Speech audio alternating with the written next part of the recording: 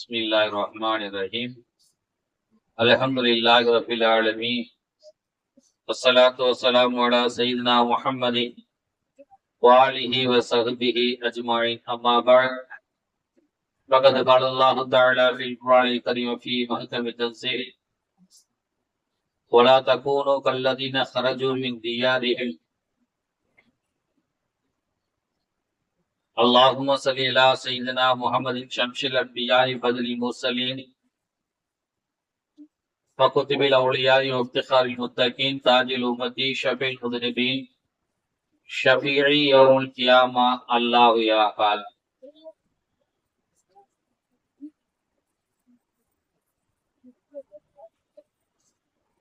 கணியத்திற்கும் பெரும் மதிப்பிற்கும் அல்லாஹ் நல்லடியார்களே,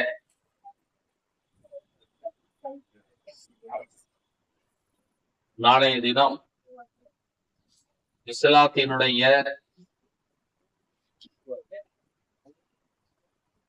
வாழ்வா சாவா என்று இருந்த நிலையில் பத்ர் யுத்தம் நடந்த நாள் நாளை நாள். கண்ணியத்திற்கும் பெரும் மதிப்பிற்கும் அல்லாஹ்வின் நல்லடியார்களே, பத்ர் யுத்தம் என்பது இஸ்லாத்தினுடைய கடமைகளுக்குள் செய்யப்பட்ட ஒரு கடமை. தொழுதுகிட்டு நோன்பு வச்சுக்கிட்டு ஜிஹாது என்ற கடமையை செய்தார்கள் சஹாபாக்கள். பத்ர் யுத்தம் என்பது ஒரு கடமைக்குள்ள கடமை. அப்படி ஒரே நேரத்துல பல கடமைகளை செய்தவர்கள் சஹாபாக்கள். பத்ர் யுத்தம் என்பது முஸ்லிம்கள் தேடி சென்று செய்த யுத்தம் அல்ல, தேடி வந்த யுத்தம், நிர்பந்திக்கப்பட்ட யுத்தம். இந்த பத்ர் யுத்தம் ஏன் நடந்துச்சு? இந்த கேள்விக்கு பதில் தெரிஞ்சோம்னா இந்த யுத்தத்தை நம்ம புரிஞ்சுக்கலாம். மதீனாவுல வாழ்ந்த சஹாபாக்கள்ல ஒரு 300க்கும் மேற்பட்ட முஹாஜிர்கள் இருந்தாங்க. மக்காவை விட்டுட்டு மதீனாவுக்கு வந்தவங்க. அவங்கள பெரும்பாலானவங்க இடுப்புல மட்டும் ஒரு வேட்டி கட்டி இருப்பாங்க. அவங்ககிட்ட இருக்கிற துணியே அதுதான். மேல போட்டுக்கிறது கூட துணி இருக்காது, அது வேட்டி தான் கட்டி இருப்பாங்க. ஒரு பேண்ட் மாதிரியோ ஒரு லுங்கி மாதிரியோ இப்படி எல்லாம் இருக்காது அவங்ககிட்ட. அந்த 300 பேர்த்துல ஒரு 70 பேர் 60 பேர் கிட்ட தான் 2 துண்டு இருக்கும். மேலேயும் ஒண்ணு பாத்திக்குவாங்க, கீழே ஒண்ணு கட்டியிருப்பாங்க. இப்ப ஏறாம் கட்டியிருக்கிறாங்க இல்லையா? இவ்வளவு வறுமையில அவங்க இருந்தாங்க அந்த சஹாபா. இதை நம்ம புரிஞ்சுக்கணும். அவங்ககிட்ட அதுதான் இருக்கிற செல்வத்திலேயே பெரிய செல்வம். இவர்களை தான் நம் திண்ணை தோழர்கள் சொல்லுவோம். இவங்கதான் திண்ணை தோழர்கள், அஸ்ஹாபு சுஃபா என்றும் சொல்லுவாங்க. பெருமானார் ஸல்லல்லாஹு அலைஹி வஸல்லம் அவங்க இந்த காட்சியை தினம் பள்ளிவாசலுக்குள்ள வரும்போதெல்லாம் பாக்குறாங்க. ருக்குல இருப்பாங்க, அவங்களுடைய ஆண் உறுப்புதான் வெளியே தெரியும். உட்கார்ந்து இருப்பாங்க, கொஞ்சம் முன்ன பின்ன உட்கார்ந்து இருப்பாங்க, ஆடைகள் விலகும் பாக்குறதுக்கு. இவங்க சாதாரணமான ஆட்கள் கிடையாது, பெரிய கோடீஸ்வரங்க. நேற்று வரையிலும் அந்த சொந்த ஊர்ல அவங்களுக்குன்னு 1000 ஏக்கர் 300 ஏக்கர் நிலபுலம். காலையில ஒரு ட்ரெஸ், சாயந்தரத்துல ஒரு ட்ரெஸ், காலையில ஒரு அத்தரு, மாலையில ஒரு அத்தரு, இப்படி ஆக செல்வ செழிப்புல வாழ்ந்தவங்க. இங்க வந்து மாற்று துணி இல்லாமல் வாழ்ந்தாங்க சஹாபா. இத பெருமானார் தினம் பார்த்து 1.5 வருட காலமாக வெதுப்பிக்கிட்டே இருந்தாங்க. இதை எப்படி சரி பண்றது? தற்காலிக தேவை சாப்பிடுறதுக்கு சாப்பாடும் படுக்கிறதுக்கு இடமும் அதை ரசூலுல்லாஹ் செஞ்சு கொடுத்துட்டாங்க. இந்த வசதியை இவங்ககிட்ட எப்படி உருவாக்குறது? ஏதோ ஒரு வேலை செய்யறாங்க, குறைக்கிறாங்க, சாப்பிடுறாங்க, அவ்வளவுதான். இதை பெருமானார் ஸல்லல்லாஹு அலைஹி வஸல்லம் என்ன செய்யறதுன்னு யோசிச்சுக்கிட்டே இருந்தாங்க. இது ஒரு பக்கம் ரசூலுல்லாஹ்வுடைய தரப்புல. அங்க எதிரிகள் என்ன செஞ்சாங்கன்னா, இந்த ரசூலுல்லாஹ்வையும் சஹாபாக்களையும் எப்படி ஒழிக்கிறது, அழிக்கிறது என்று அவர்கள் திட்டம் போட்டுக்கிட்டே இருந்தாங்க. அதுல ஒரு கட்டத்துல அவங்க என்ன செஞ்சாங்கன்னா, அந்த மக்காவில இருந்து மதீனாவுக்கு வந்துட்டாங்க இல்லையா முஹாஜிர் சஹாபாக்கள், அவங்க விட்டுட்டு வந்த சொத்துக்களை எல்லாத்தையும் அவங்க சூறையாடிட்டாங்க அந்த ஊர்ல. சில பேர்லாம் ரியல் எஸ்டேட் செஞ்சுட்டு இருந்தாங்க. சில சகாபாக்கள் மனைகளை வாங்கி விற்கிறது. சில பேர்த்துக்கு 2 வீடு 3 வீடு இடம், இப்படி அவங்களுடைய சொத்து நிலப்புலங்கள் 10 ஏக்கர் 20 ஏக்கர் நிலம் எல்லாத்தையும் அப்படியே விட்டுட்டு வந்துட்டாங்க. இவங்கதான் முஸ்லீமாய் போயிட்டாங்கல்ல, இவங்களுடைய சொத்துக்கள் எல்லாம் நமக்கு தான் சொந்தம் என்று சொல்லி அந்த மக்காவில் இருந்த காஃபிர்கள் அபூஜஹல், அபூலஹப், உத்பா, ஷைபா போன்ற பெரும் காஃபிர்கள் எல்லாம் அந்த சொத்துகள் எல்லாத்தையும் எதெல்லாம் இருக்குது, ஆள் இல்லாத சொத்து எது அப்படின்னு தேடி கண்டுபிடிச்சு எல்லாத்தையும் ஒண்ணு சேர்த்து அவைகளை எல்லாத்தையும் வித்து அதுல ஒரு காசு சேர்த்தாங்க. அந்த காசை வச்சுக்கிட்டோம் மேற்கொண்டு அந்த ஊர்ல தலைவர்கள் மாதிரி சில பேர் இருப்பாங்கல்ல, அபூலஹப், அபூஜஹல் மாதிரி, இவனும் எல்லாம் சேர்ந்து சில பேர் கொஞ்சம் காசை கொடுத்தோம். இந்த 2 காசையும் திரட்டிக்கிட்டு ஷாம்ல போய் வியாபாரம் பண்றது. அந்த வியாபாரம் பண்ணிட்டு அந்த காசு ஏற்கனவே ஒரு 50,000க்கு மேற்பட்ட திரகம் சேர்ந்துருச்சு. இது இல்லாம அதை வித்து ஒரு பெரிய லாபம் வரும். இந்த லாபத்தையும் இந்த மூலத்தையும் வச்சு ஆயுதங்களை செஞ்சு இந்த முஸ்லீம்களை அடிப்பது. எப்படி முஸ்லீம்களுடைய சொத்தை வச்சே முஸ்லீம்களை அடிக்கிறது, முஸ்லீம்களுடைய சொத்தை வித்து அதை கொண்டு ஆயுதங்களை தயார் பண்ணி அதை முஸ்லீம்களை வைத்து அடிப்பது அப்படிங்கிற ஒரு பெரிய திட்டத்தை போட்டு அவங்க அந்த சொத்துக்களை எல்லாம் வித்து கொண்டு போய் ஷாம்ல போய் வித்துட்டு அபூ சுஃபியானுடைய தலைமையில அங்க இருந்து ஒரு பெருங்கொண்ட தொகையை திரட்டிக்கிட்டு வராங்க. சொல்லப்படுது 50,000 தங்க நாணயங்கள் திர்ஹம்ஸ் கொண்டுட்டு வராங்க. 50,000 திர்ஹம்ஸ் சொன்னாங்க. நீங்க நல்லா விளைவிக்கணும். ஏறத்தாழ இன்னைக்கு 2500 கிலோ தங்கம். எப்படி 2500 கிலோ அல்லது 250 கிலோ தங்கம். இத நீங்க வித்தீங்கன்னா சுமார் இன்னைக்கு ஒரு 500 கோடி ரூபாய் தேரும்.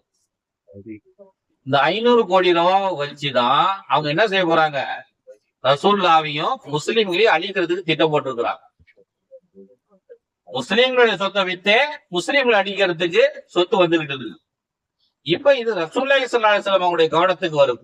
அபூ சுஃபியானுடைய தலைமையில 50 பேர் போய் வியாபாரத்தை பண்ணிட்டு காசை கொண்டுட்டு வராங்க. இது மக்காவுக்கு போனுச்சுனாங்க, திரும்ப நம்மள அடிக்கிறதுக்கு திரும்ப கொண்டு வருவான். நம்ம காசு தானே அங்க போயிட்டு வருது. இங்கதான் உடுக்கிறதுக்கு உடை இல்லாம இருக்கிறாங்க சகாபாக்கள், இவங்களுடைய காசு தானே அங்க போயிட்டு வருது. ஏன் நம்ம போய் தடுத்து நிறுத்தி வழிபறிச்சு அவங்க கொண்டு போற பணத்தை நம்ம அடிச்சுட்டு வந்துடக்கூடாது? நம்முடைய ஹக்காச்சு, அது நம்முடைய உரிமையாச்சு. ரசூலுல்லாஹ் வந்து கொள்ளையடிக்க போகல, அல்லது எதிர்காலத்துல வரக்கூடிய அது போர், இந்த காசு போனதானே போர் செய்ய வருவாங்க, அதனால இந்த காசை தட்டி பறிச்சுட்டா என்ன அப்படின்னு போகல. நமக்கான உரிமை அநியாயம் பண்ணி என்ன செய்யறான், வித்துட்டு அந்த காசை பன்மடங்காக்கி கொண்டுட்டு வந்துட்டு இருக்கான். இது மேலும் மேலும் சிக்கலை உண்டாக்கும் என்று பெருமானார் ஸல்லல்லாஹு அலைஹி வஸல்லம் கருதிதான் அதை தடுப்பதற்காக அந்த பொருளை எடுப்பதற்காக பெருமானார் ஸல்லல்லாஹு அலைஹி வஸல்லம் அவங்க சஹாபாக்களுக்கு மத்தியில ஒரு ஆலோசனை பண்ணிட்டு யார் யாரெல்லாம் ஒதுங்க வரவங்க வரணுங்கிற அவசியமும் இல்லை, வர வேணாலும் நான் சொல்ல மாட்டேன், யாரெல்லாம் வரீங்களோ வாங்க என்று பெருமானார் ஸல்லல்லாஹு அலைஹி வஸல்லம் அவங்க பொதுவான அழைப்பு கொடுத்தாங்க. அங்க அவங்க 50 பேர் வராங்க, நம்ம ஒரு 200-300 பேர் போனாக்க பார்த்த உடனே விட்டுட்டு ஓடிடுவாங்க, அப்படியே தூக்கிட்டு வந்துட வேண்டியதான் வேலை. இந்த மாதிரி எண்ணத்தோட தான் சஹாபாக்களை ரசூலுல்லாஹ் கூப்பிடுறாங்க. சஹாபாக்கள் அப்படியே திரண்டுறாங்க. எல்லாருமே இங்க வந்து ஒரு துணியை கட்டிக்கிட்டு இங்க பசியும் பட்டினியுமா தானே கிடக்கணும், போயிட்டு வருவோமே அப்படின்னு எல்லா முஹாஜிர்களும் சஹாபாக்களும் புறப்பட்டாங்க. கடைசியில் எண்ணி பார்த்தா 313 பேர். ரசூலுல்லாஹ்க்கு அந்த நம்பர் ரொம்ப பிடிச்சிருந்துச்சு. தாவூத் அலைஹிஸ்ஸலாம் அவங்க யுத்தத்துக்கு போகும்போது அமாலிகா சமுதாயத்தவரோடு சண்டை போடுறதுக்காக தாவூத் அலைஹிஸ்ஸலாம் போகும்போது 313 பேர் தான் தேர்ந்தாங்க. அந்த நம்பர் ரசூலுல்லாஹ்க்கு ரொம்ப பிடிச்சிருந்துச்சு. வாங்கன்னு சொல்லி எல்லாத்தையும் அழைச்சிட்டு போறாங்க. ஆனா போகும் பொழுது ஒரு 80 ஒட்டகம், 70 - 80 ஒட்டகம் தான். ஒரு ஒட்டகத்துக்கு 3 பேர் 4 பேர் ஏறி போறாங்க. 2 குதிரை, ஒரு 30-40 பேர்த்துக்கு தான் வாள். மற்றவங்க எல்லாம் என்ன செஞ்சாங்க, போற வழியில ஆளுக்கு ஒரு தடி தயார் பண்ணிக்கிட்டாங்க, குச்சி. யாருமே யுத்தம் செய்ய போலிய, அங்க போற பொருளை தடுத்து தூக்கிட்டு வரணும், அவ்வளவுதான். அதுக்காக வேண்டிதான் போறாங்க, யுத்தம் செய்யணுங்கிற எண்ணத்தோட போகல. அப்படி புறப்பட்டு போகிறார்கள். கடைசியில் அங்க போகும்போது அபூ சுஃபியான் பெரிய தந்திரக்காரர். ரொம்ப மூலக்காரன், பெரிய ஐடியா மேன். அவர் என்ன செஞ்சிட்டாரு, இங்க இருக்கக்கூடிய ஆட்களை வச்சு வேவு பார்த்து உளவு பார்த்து ரசூல்லா ஒரு பெருங்கொண்ட படையக்கரணின்னு வரா, நம்மகிட்ட இருந்தா அடிச்சிருவாரு அப்படின்னு சொல்லி அவர் ஷாம்ல இருந்து வரும் வழியில மதீனாவை கிராஸ் பண்ணி தான் போகணும். அதனால எப்பயும் போற வழியில போகாம அவர் அப்படியே கடற்கரை ஓரமா சுத்திட்டு ஜித்தா வந்து ஜித்தா இருந்து மக்கா வந்துட்டார். அப்படி போயிடலாம்னு சொல்லி ரூட்டை மாத்திக்கிட்டார். அதே நேரத்துல நான் கொண்டு வர பணங்காசுகளை முகமதும் அவருடைய தோழர்களும் வழிமறிப்பதற்காக ஒரு பெரும் படையோடு வருகிறார்கள், எங்களை காப்பாத்த வாங்கன்னு சொல்லி ஒரு நபர்கிட்ட சொல்லி அனுப்பி வேகமா போகக்கூடிய ஒரு குதிரையில ஒருத்தர் அனுப்பி வச்சுட்டாங்க. அவன் ஊர்ல போய் அறிவிக்கிறான். அறிவிச்ச உடனே அங்க இருந்து ஒரு பெருங்கொண்ட படத்திரள், அவங்க சுமார் ஒரு 1100 இருந்து 1300 பேர் புறப்பட்டு அவங்க ஒரு பக்கம் வந்துட்டு இருக்கிறாங்க. இது அபூ சுஃபியான் என்ன செஞ்சிட்டாரு, வந்த ஒரு நேரா அப்படி சுத்திக்கிட்டு நேரா மக்காவுக்கு போயிட்டாரு. மக்கால இருக்கிறவங்க புறப்பட்டு நேரா இங்க பத்ருக்கு வந்துட்டாங்க. ரசூலுல்லாஹி ஸல்லல்லாஹு அலைஹி வஸல்லம் மதீனால இருந்து நேரா இங்க போயிட்டாங்க. ரசூலுல்லாஹி ஸல்லல்லாஹு அலைஹி வஸல்லம் அவங்க இங்க போய் நிக்கும் போதுதான் தெரியுது அவர் பத்திரமா போய் சேர்ந்துட்டாரு. அதே நேரத்தில் நம்மளை எதிர்ப்பதற்கு ஒரு படை வந்து விட்டது, ஒரு 1000 பேர் கொண்ட ஒரு படை வந்து விட்டது அப்படின்னு ரசூலுல்லாஹ்க்கு தெரிய வரும். நம்ம போர் செய்யணும்னே வரலையே, ஒருத்தரும் ஆயுதம் எடுத்துட்டு வரல, சும்மா கம்பு தடி தூக்கிட்டு எல்லாம் வந்திருக்கிறோம், இதை எப்படி எதிர்கொள்றது என்று பெருமானார் ஸல்லல்லாஹு அலைஹி வஸல்லம் அவருக்கு ஒண்ணுமே புரியாம அல்லாஹ்ட்ட கேட்டார், யா அல்லாஹ், நான் ஒரு கணக்கு பண்ணி வந்தேன், நீ ஒரு கணக்கு பண்ணி வச்சிருக்கிய என்ன? அப்ப அல்லாஹ் ஆரம்பத்துல என்ன சொல்லியிருந்தா, நீ புறப்பட்டு போ, உனக்கு 2 வாய்ப்புல ஒரு வாய்ப்பை தரேன், ஒண்ணு அந்த காசு பணத்தை தருவேன், அல்லது அந்த எதிரிகள் இடத்துல இருந்து உங்களுக்கு வெற்றியை தருவேன், ஏதோ ஒண்ணு கன்ஃபார்ம், நீங்க போங்க அப்படின்ட்டாங்க. அதை நம்பிட்டு இங்க வந்துட்டு பார்த்தா இப்ப நிர்பந்தமா யுத்தம் செஞ்சே ஆகணுங்கிற நிலைமைக்கு அல்லாஹ் தள்ளிட்டான். அல்லாஹ் பணக்காசு கொடுப்பான்னு சொல்லி பார்த்தா யுத்தத்தை நிர்பந்தப்படுத்திட்டாங்க. பெருமானார் ஸல்லல்லாஹு அலைஹி வஸல்லம் என்ன செய்யறதுன்னு தெரியாம தடுமாறிட்டு பொழுது அல்லாஹ்ட்ட துவா செஞ்சாங்க. அப்ப அல்லாஹ் ஜல்ல ஷானஹு வ தஆலா, ஒன்னும் பிரச்சனை இல்ல, நான் ஒரு 1000 மலக்குமார்கள் அனுப்பி வைக்கிறேன், பத்தாவதுன்னா சொல்லுங்க, இன்னும் ஒரு 3000 பேர் அனுப்புறேன், பத்தாவதுன்னா சொல்லுங்க, இன்னொரு 5000 பேர் அனுப்பு அப்படின்னு அல்லாஹ் இப்படி சொன்னதுமே சரி அல்லாஹ், ஓகே, இந்த டீல் நல்லா இருக்கு என்று பெருமானார் ஸல்லல்லாஹு அலைஹி வஸல்லம் ஏற்றுக்கொண்டு யுத்தத்துக்கு தயாராகிவிட்டார். பெருமானார் ஸல்லல்லாஹு அலைஹி வஸல்லம் அவங்களுக்கு அந்த சஹாபாக்களுக்கு அந்த யுத்தத்தினுடைய நைட்டுல 2 நேமத்துகள் வழங்கப்பட்டுச்சு. 2 நேமத்துகள் வழங்கப்பட்டுச்சு. என்ன நேமத்துனா, ஒண்ணு அந்த பத்ருங்கிற அது ஒரு இடம், பத்ருன்னு ஒரு ஆணுடைய பெயர், அது பத்ருங்கிறது ஒரு மனிதருடைய பெயர். அவரு அந்த காலத்துல அந்த இடத்துல அந்த கிராமத்துல ஒரு கிணறு வெட்டி வச்சிருந்தார்.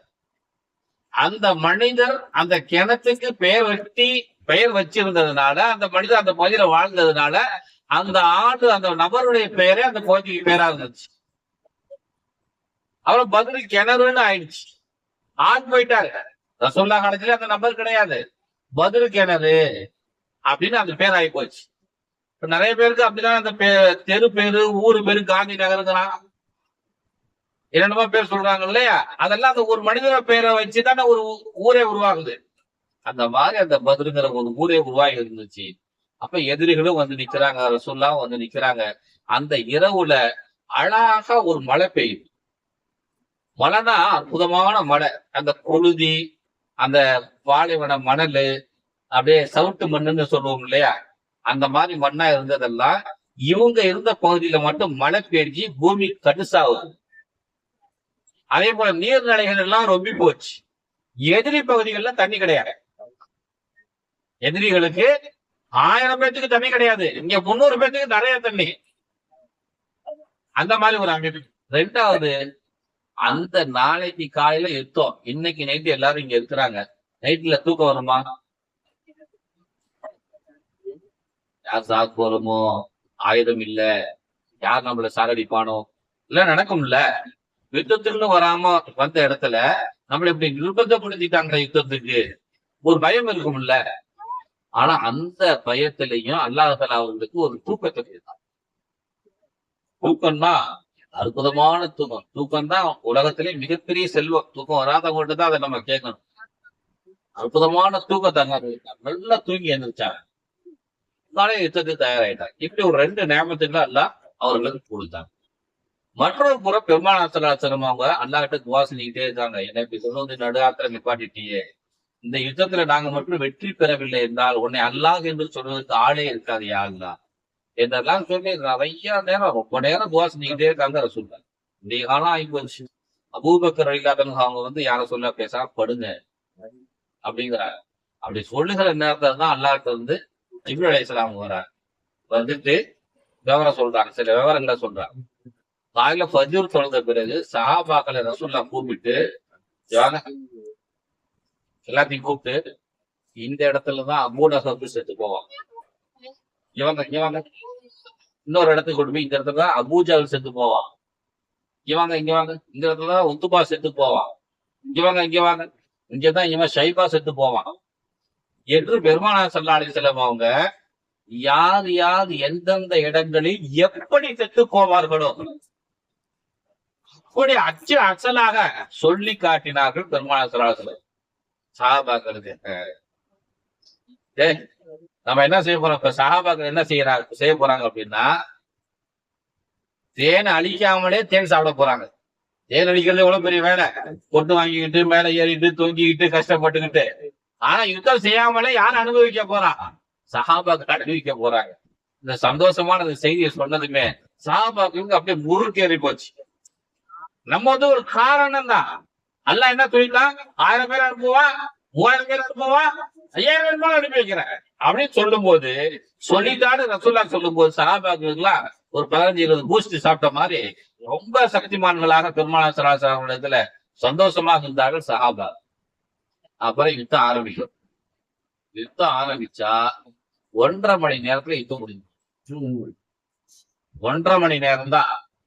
1.5 மணி நேரத்துல அந்த எதிரிகள் இருக்கிற இடம் தெரியாம எல்லாம் துண்டை காணான் துணியை காணான்னு சொல்லி எல்லாருமே ஓடி போயிட்டாங்க. இதுல நம்ம கவனிக்க வேண்டிய விஷயம் என்ன அப்படின்னா, சில பேரு இந்த யுத்தத்துக்கே வரமாட்டேன்னு எதிரிகள் வந்தாங்க. வரமாட்டேன்னு சொல்லி வந்தாங்க. நிர்பந்தப்படுத்தி அழைத்து வரப்பட்டாங்க. அபூ சுஃபியான் அங்க போன பிறகு அபூ சுஃபியான் அங்கிருந்து சொல்லி அனுப்புகிறார், நான் சேஃபா வந்து சேர்ந்துட்டேன், நீங்களும் பத்திரமா வந்து சேர்ந்துருங்க அப்படின்னு அந்த அபூ ஜஹல் அபூ லஹப் அந்த எதிரி குரூப்பை கூப்பிடுறாரு. ஆனா இங்க இருக்கக்கூடிய அபூ ஜஹல் அபூ லஹப் நம்ம இவ்வளவு தூரம் வந்துட்டோம், தயாரிப்பு நிலையில இருக்கிறோம், நம்ம பெரும்பான்மையா இருக்கிறோம், இன்னைக்கு இந்த முகமதியோட சிறு கூட்டத்தை உண்டுலன்னு பாத்துருவோம். ஆணவத்தோடு அவர்கள் சொன்னார். அவங்களுக்கு ஒரு நம்பிக்கை, எப்படி ஜெயிச்சிருவோம் அப்படின்னு. எல்லாமே அப்படித்தானே, எல்லாருமே அப்படித்தானே. ஒரு லாட்டரி டிக்கெட் வாங்குறவங்க கூட நமக்கு இன்னைக்கு 1 கோடி கட்பாங்க அப்படிதானே வாங்குறாங்க. இன்னைக்கு நம்ம இந்த கடையை திறக்கிறோம், கண்டிப்பா நமக்கு பெரிய லாபம் உண்டு அப்படிதான் நினைக்கிறான். அப்ப எதிரிகளும் அப்படிதான் நினைத்தார்கள். ஆனா அல்லாஹு ஜல்லஷானஹு வ தஆலா 70 நபர்களை கொலை செய்ய வைத்தார். 70 நபர்கள் கைதிகளாக அதை பிடிக்கப்பட்டார். மிகப்பெரிய இழப்பு. மக்காவுல வந்து அங்க அன்னைக்கு இருந்த ஒவ்வொரு வீட்டிலையும் ஒரு மௌத்து, ஒவ்வொரு வீட்டிலையும் ஒரு மௌத்து. அது மட்டும் இல்லாம ஒவ்வொரு வீட்டிலையும் ஒரு ஆள் பிடிக்கப்பட்டிருக்கிறார். ஒண்ணு ஒரு வீட்டுல மோதா போயிருப்பான், இல்ல அவன் கைதியா பிடிக்கப்பட்டிருப்பான். அப்ப அங்க மக்காவுடைய நிலவரம் எப்படி இருக்கும்? 2 நாளைக்கு முன்னால அமெரிக்கா ஈரான் மேல உதவ குண்டு போடுது. 135 குழந்தைகள் இறந்து போய்விட்டாங்க. அந்த 135 குழந்தைகள் எங்க இருந்து வந்திருப்பாங்க? ஸ்கூலுக்கு எங்க இருந்துங்க வருவாங்க? சாந்தோம்ல ஸ்கூல் இருக்குன்னா சாந்தோம் சுத்தியில இருக்கக்கூடிய ஒரு 5 கிலோமீட்டர் இருந்தா வருவாங்க. அப்ப 5 கிலோமீட்டர் பரப்பளவுல 135 குழந்தைகளுடைய வீடுகள் எப்படி அலுவலகப்பட்டோம், எப்படி மரண ஓலம் கேட்கிறோம்? அது போன்ற ஒரு மரண ஓலம் தான் அன்னைக்கு அந்த மக்காவே அழுதுச்சு. அவ்வளவு ஒரு கொடூரமான ஒரு மரணங்கள் அவர்களுக்கு ஏற்பட்டது. அல்லாஹு ஜல்லஷானஹு வ தஆலா அவர்களுக்கு அவ்வளவு மிகப்பெரிய ஒரு இழப்பு அவங்களுக்கு கொடுத்தாங்க. அதுல மட்டும் இல்லாம பெருமானார் ஸல்லல்லாஹு அலைஹி வஸல்லம் அவங்க அந்த யுத்தம் நடக்கிறதுக்கு முன்னாட நம்ம பாட்டுக்கு எல்லாத்தையும் அந்த எதிரிகளை கொண்டு வரக்கூடிய செல்வத்தை பிடிக்கிறதுக்கு தான் நான் உங்களை எல்லாத்தையும் அழைச்சிட்டு வந்துட்டேன். இப்ப பார்த்தா யுத்தத்துக்கு நிர்பந்தப்படுத்தப்பட்டிருக்கிறோம் நம்ம எல்லாரும். அதனால என்ன செய்யறது அப்படின்னு சொல்லி சஹாபாக்கள் எல்லாத்தையும் உட்கார வச்சு ஒரு ஆலோசனை கேட்கிறாங்க. ஆலோசனை கேட்கும் போது அபூபக்கர் ரலியல்லாஹு அவங்க தான் முதல்ல எழுந்திருக்கிறாங்க. எழுந்திருச்சு யார சொல்லலாம், ஒருத்தனையும் கூட வேணாம், பார்த்துடலாம் அப்படிங்கிறார். உமர் இல்லாதவங்க அவங்க எழுந்திருச்சு எல்லாருடைய தலையும் நம்ம வெட்டுறோம் அப்படிங்கிறாங்க. அவரு உற்சாகமா இருக்கிறாங்க. ஏன்னா அவங்க எல்லாம் பாதிக்கப்பட்டவங்க, மக்கள் இருந்து வந்தவங்க, எல்லாருமே சொத்து பத்துக்களை சொந்தங்களை விட்டுட்டு வந்தவங்க. அதனால எல்லாத்தையும் வெட்டிடலாம் அப்படிங்கிற மனநிலையில இருக்கிறாங்க. ஆனா அந்த 313 பேர்த்துல ஒரு 75 பேரு தான் முஹாஜிர்கள், 150 பேர் அன்சாரி. சும்மா உத்தேசமான கணக்கு. 2 பங்கு அவங்க தான் அன்சாரிகள். பெருமானார் ஸல்லல்லாஹு அலைஹி வஸல்லம் அவங்க என்ன செய்யறதுன்னு தெரியாம இதெல்லாம் கேட்கும் போது முஹாஜிர்கள் தான் முதல்ல எழுந்திருச்சு பேசுறாங்களே தவிர அன்சாரிகள் யாருமே பேசல. பெரும்பான்மையா இருக்கக்கூடிய அன்சாரிகள் யாருமே பேசல. அப்ப பெருமானார் ஸல்லல்லாஹு அலைஹி வஸல்லம் அவங்க என்ன சார் இதான் கருத்து சொல்லுங்களேன், உங்களுடைய கருத்தை எதிர்பார்க்கிறேன் அப்படின்னு நாங்க ரசூலுல்லாஹ் சாது முஆதுடைய சொன்னவங்க ஏன்னு. ஏன்னா அவரு ஹவுஸ் ஹஸ்ரத்னு சொல்லி 2 கோத்திரம் இருந்துச்சு. அந்த கோத்திரத்தினுடைய தலைவர்கள் அவர்கள் எல்லாம், அந்த தலைவர்கள் எல்லாம் கூப்பிட்டு கேட்டாங்க. இப்ப பெருமானார் ஸல்லல்லாஹு அலைஹி வஸல்லம் அவங்கள்ட்ட அந்த சஹாபாக்கள் சொன்னாங்க, யார சொல்லலாம், தாவூத் அலைஹிஸ்ஸலாத்துக்கிட்ட நீயும் அல்லாஹ் போய் சண்டை போடுங்கன்னு சொல்லிட்டு விட்டுட்டு போன மாதிரி நாங்க விட்டுட்டு போயிட மாட்டோம். நீங்க கழுத்துல கல்ல கட்டிக்கிட்டு கடல்ல குதிங்கன்னு சொன்னால் நாங்க குதிக்கிறதுக்கு தயாரா இருக்கோம். நீங்க என்ன சொன்னாலும் நாங்க செய்ய தயார் என்று சஹாபாக்கள் அந்த அன்சாரி தோழர்கள் சொன்ன பிறகுதான் பெருமானார் ஸல்லல்லாஹு அலைஹி வஸல்லம் கொஞ்சம் உற்சாகம் வந்துச்சு. ஏன்னா ஒரு நிர்பந்தமா கொண்டு வந்து விட்டாச்சே, அவங்களுடைய கருத்தை என்னங்கிறதை கேட்கணும்ல என்று பெருமானார் ஸல்லல்லாஹு அலைஹி வஸல்லம் கேட்கும் போது அவர் சொன்ன அந்த கருத்தை கேட்டு பெருமானார் ஸல்லல்லாஹு அலைஹி வஸல்லம் மிகவும் ரொம்ப சந்தோஷப்பட்டதாக ஹதீஸ்கள்ல பார்க்க முடியுது. அதுல ஒரு 2 நிகழ்ச்சியை மட்டும் சொல்லி நான் இந்த நிகழ்ச்சியை முடிச்சுக்கிறேன். சவாத் இப்னு கைஸா என்று சொல்லப்படக்கூடிய ஒரு சஹாபி, பெருமானார் ஸல்லல்லாஹு அலைஹி வஸல்லம் பத்ர் யுத்தம் நடக்க போகுது, எல்லாத்தையும் வரிசையா நில்லுங்க நிக்க வச்சுக்கிட்டே வராங்க. அதுல எல்லாம் ஏற்கனவே சொன்ன மாதிரிதான் பல சஹாபாக்களுக்கு இடுப்புல மட்டும்தான் வேண்டி இருக்கு, மேல ஒண்ணுமே கிடையாது. திறந்த மேலேயே தான் எல்லாரும் நிக்கிறாங்க. இப்ப பெருமானார் ஸல்லல்லாஹு அலைஹி வஸல்லம் சஃபுக்கு பின்னால நின்றுட்டு அப்படியே பார்த்துக்கிட்டே போறாரு. ஒருத்தர் ஒரு ஸ்டெப் அப்படியே பின்னால வந்து நிக்கிறாரு. சஃபு இப்படி நிக்குது, இவர் மட்டும் கொஞ்சம் பின்னால் நிக்கிறாரு. மற்ற ஆளுங்கெல்லாம் எல்லாம் சரியா நேரம் நிக்கிறாங்க, தொழுகைக்கு நிக்கிற மாதிரி. அப்ப ரசூலுல்லாஹி ஸல்லல்லாஹு அலைஹி வஸல்லம் கையில ஒரு அம்பு ஒண்ணு வச்சிருந்தாங்க. ஈட்டியில இருக்கக்கூடிய அந்த வில்லுல இருக்கக்கூடிய அம்பு இருக்கு இல்லையா, அந்த அம்பு ஒண்ணு வச்சிருந்தாரு. அந்த அம்ப அவருடைய உடம்புல இப்படி குத்தி கொஞ்சம் முன்னால போங்க அப்படிங்கிற மாதிரி இப்படி ரசூலா தள்ளுறாங்க. முதுகுல இப்படி குத்தி கொஞ்சம் முன்னால போங்க தள்ளுறாங்க ரசூல். அவரு என்ன செஞ்சிட்டாரு, அந்த சஹாபி ஆறு கத்துறாரு, கதறாங்க, வலிக்குதுங்கிறார். சும்மா இப்படி குத்துனது, இப்படி ஒரு விரலால இப்படி குத்துனா ஏதாவது வலிக்குமா? அம்பினுடைய அம்புனாக்க அந்த முகனையை வச்சு இப்படி குத்தல, அம்பினுடைய கம்பி நீட்டிட்டு இருக்கும் இல்லையா, அந்த கம்பியை வச்சுட்டு அப்படி குத்துறாங்க ரசூல்ல. ஆனா அவங்க வலிக்குது கத்துறாங்க. சாரிப்பா, மன்னிச்சுக்கப்பா, ரசூலுல்லாஹி ஸல்லல்லாஹு அலைஹி வஸல்லம் மன்னிப்பு கேட்கிறாங்க. நான் உங்களை மன்னிக்கிறதுக்கு தயாரா இருக்கேன். நீங்க என்ன எப்படி குத்துறீங்களோ அதே போல நானும் உங்களை குத்துவேன், அப்படின்னாதான் நானு சமாதானம் அடைவேன் அப்படிங்கிறாரு. இந்த பக்கம் இருக்கிற சகாபாக்கள், இந்த பக்கம் இருக்கிற சகாபாக்கள் தான் என்னைய மனுஷன் இருந்து சும்மா குத்துனதுக்கு இப்படி அழுகுறாரு. யுத்த காலத்துல வந்து நிக்கிறாரு, போர்க்காலத்துல வந்து நிக்கிறாரு. எவனா அவங்க ஒரு போர்டு போட்டானா ஒரு அறுத்தானா என்ன ஆகுறது? இவர் இதுக்குமே இப்படி அழுகுறாரு. அது குத்துறது ரசூல்லாவே குத்துறதுக்கு நீங்க வருவீங்களா? சஹாபாக்கெல்லாம் கொதிச்சு போயிட்டாங்க. உடனே ரசூலுல்லாஹி ஸல்லல்லாஹு அலைஹி வஸல்லம் அவங்க என்ன செஞ்சிட்டாங்க, சரிப்பா நீ குத்திக்கப்பா அப்படின்னு உதவ காட்டினாங்க. ரசூலுல்லாஹ் சட்டையை தூக்குங்க, நான் சட்டை இல்லாம தானே இருந்தேன் அப்படிங்கிறாரு. இன்னும் சஹாபாக்களுக்கு கோபம். ரசூலுல்லாஹி ஸல்லல்லாஹு அலைஹி வஸல்லம் அவங்க அப்படியே சட்டையை மேல தூக்குனாங்க. இந்த மாதிரி அப்பா போட்டிருந்தாங்க, அப்படியே மேல தூக்குனாங்க. தூக்கணும்னு அந்த சஹாபி என்ன செஞ்சாரு, பெருமானார் ஸல்லல்லாஹு அலைஹி வஸல்லம் அவங்களை பின்பக்கமா அப்படியே போய் அணைச்சிக்கிட்டாரு. அணைச்சிக்கிட்டு ரசூலுல்லாஹி ஸல்லல்லாஹு அலைஹி வஸல்லம் அவங்களுடைய முதுகுல வலது பக்கம் அந்த இறுதி நம்பித்துவத்தினுடைய அடையாளமா அந்த மறு ஒண்ணு இருக்கும், முத்திரை ஒண்ணு. அந்த முத்திரை அவர் முத்தமிடுகிறார். சஹாபாக்கள் எல்லாம் பார்த்துட்டாங்களா, இந்த மனுஷனை நம்ம தப்பா நினைச்சுட்டாங்க. ரசூலுல்லாஹ்வை கட்டி பிடிக்கிறவாங்க. எப்படி? மேனியில எதுவுமே இல்லாம கட்டி பிடிக்கிறார். அது மட்டும் இல்லாம அந்த முத்திரையை முத்தமிடுகிறார். பெரிய வாய்ப்பா போச்சு அவருக்கு. அப்படி எல்லா சஹாபாக்களுமே போராமைப்பட்டார்கள். என்னப்பா கட்டி பிடிக்கிற அப்படின்னு ரசூலுல்லாஹ் கேக்குறாங்க. இல்ல யார சொல்லா, ஒண்ணு இல்ல அப்படி கட்டி பிடிச்சிருந்துட்டு விட்டுட்டார். உண்மையுமே அவருடைய நோக்கம் வந்து ரசூலுல்லாஹ்வை அடிக்கணும் குத்தணுங்கிறது இல்ல. ரசூலுல்லாஹ்வுடைய மேனியோடு நம்முடைய மேனி மோதும். ஒரு சமயம் இந்த யுத்தத்துல நம்ம இறந்து போயிட்டா, ரசூலுல்லாஹ்வுடைய மேனி மோதின இந்த மேனியை அல்லாஹ் நரகத்திலா போடுவான். கபூர்ல வேதனையா கிடைக்கும். அதை எதிர்பார்த்துதான் அவர் அப்படி செஞ்சிருக்கிறாரு. இந்த காட்சியை பார்த்தோம்னா எல்லா சஹாபாக்களுக்கும் அருமையான வேலை இந்த மனுஷன் செஞ்சிட்டாரு அப்படி எல்லாருமே சந்தோஷப்பட்டார். இன்னொரு பக்கத்துல அந்த யுத்தத்துல அப்துர் ரஹ்மான் அவுஃப் ரலியல்லாஹு தஆலா அவங்க உமையாவையும் அவருடைய மகன் 2 பேர்த்தையுமே கைதியா பிடிச்சு வச்சிருந்தார். அப்துர் ரஹ்மான் அவுஃப் ரலியல்லாஹு தஆலா அவங்க உமையாவையும் அவருடைய மகனையும் கைதியாக பிடிச்சு வச்சிருந்தாங்க. அந்த பக்கமா பிலால் ரலியல்லாஹு தஆலா அவங்க வந்தாங்க. பிலால் இந்த உமையாவை கொண்டு போய் கைதியா பிடிச்சு வச்சிருந்தா, கொண்டு போய் அங்க விடுங்க அப்படிங்கிறார். இவனெல்லாம் கைதியா பிடிக்க கூடாது, இவனெல்லாம் இங்கேயே வெட்டணும் என்று சொல்லிட்டு அவருடைய அனுமதியை எதிர்பார்க்காமலேயே இருந்த நாள் எடுத்து 2 பேர்த்தையும் வெட்டினார்.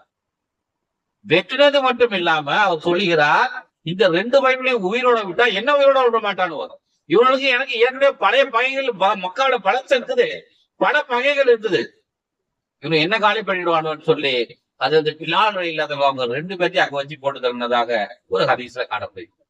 அதில் அன்பார்ந்த அல்லாஹ்வின் இந்த பத்ர் யுத்தங்கிறது முஸ்லிம்களுடைய சொத்துக்களை எடுத்து முஸ்லிம்களையே அழிப்பதற்கான யுத்தமாக அது இருந்தது. ஆனா அந்த யுத்தத்தில் முஸ்லிம்கள் தான் வெற்றி பெற்றாங்க. இன்னைக்கு ஈரான் வந்து பஹ்ரைன்ல, குவைத்துல, சவுதியில, துபாயில, கத்தார்ல இப்படி ஒரு 6-7 நாடுகளை துவசம் பண்ணிட்டு இருக்கு. யார் பண்றா? ஈரான் யாரு? அவர் ஒரு பாய். இங்க அடி வாங்குற 6 பாய்ங்க யாரு? அவங்களும் 6 பாய்கள் தான். எப்படின்னா இந்த 6 பாய்களும் கத்தாரு, சவுதி, துபாய் இவங்கெல்லாம் என்ன பாதுகாக்கிறதுக்கு கிறிஸ்டின் தான் வேணும் அப்படின்னு சொல்லி பல லட்சம் கோடிகளை வருஷம் கொட்டி கொடுத்து வச்சுக்கிட்டு இருந்தாங்க. இன்னைக்கு அவன் என்ன செஞ்சிட்டான்? மொத்தமா அவன் காசை வாங்கிட்டு அவன் போயிட்டான். இன்னைக்கு வாங்கின காசை வச்சு அவனே அடிக்கிறான் திரும்ப முஸ்லிம்ல. யூதர்களே, கிறிஸ்தவர்களே என்ன செய்யறாங்க? மொத்த காசையும் வாங்கிட்டு முஸ்லிம்களையும் அடிக்கிறான். அந்த நிலையை இன்னைக்கு உருவாக்கிட்டாங்க. சண்டை வராம பாத்துக்கிறதுக்கு தான் அவங்க காசு கொடுத்துருந்தாங்க இந்த முஸ்லிம் நாடுகள். ஆனா இன்னைக்கு வலுக்கட்டாயமா சண்டையை உருவாக்கி முஸ்லிம் நாடுகள் அழிக்கப்பட்டு கொண்டிருக்கிறது. எவ்வளவு பெரிய பொருளாதார நஷ்டம். கொடுத்தது ஒரு பக்கம் நஷ்டம், இன்னைக்கு அழிவு ஒரு பெரிய நஷ்டம், நாளைக்கு திரும்பவும் உருவாக்குதல் ஒரு பெரிய நஷ்டம். இவ்வளவு பெரிய நஷ்டங்களை உருவாக்கி கொண்டிருக்கிறார்கள். இதுக்கெல்லாம் காரணம் யாரு? அந்த முஸ்லிம்கள் தான். தனக்கு தானே தேடிக்கிட்டு அழிவு, தானே காசை கொடுத்து தானே வந்து அடிங்கிற மாதிரிதான் இன்னைக்கு அந்த சூழ்நிலையை உருவாக்கி இருக்கிறது. ஆகவே அன்பார்ந்த அல்லாஹ்வின் நல்லடியார்களே, எல்லாம் வந்து அல்லாஹ் ஜல்லஷானஹு உலகத்தில் இருக்கக்கூடிய எல்லா முஸ்லிம்களும் சண்டை சச்சரவு இல்லாமல் ஒற்றுமையாகவும் நிம்மதியாகவும் சந்தோஷமாகவும் வாழ்வதற்கு அல்லாஹ்வுத்தாலா அருள் செய்வானாக. ஆமீன். வாஹிரு தஅவானா அல்ஹம்துலில்லாஹி ரப்பில் ஆலமீன். அஸ்ஸலாமு அலைக்கும் வரஹ்மத்துல்லாஹி வபரகாத்துஹு.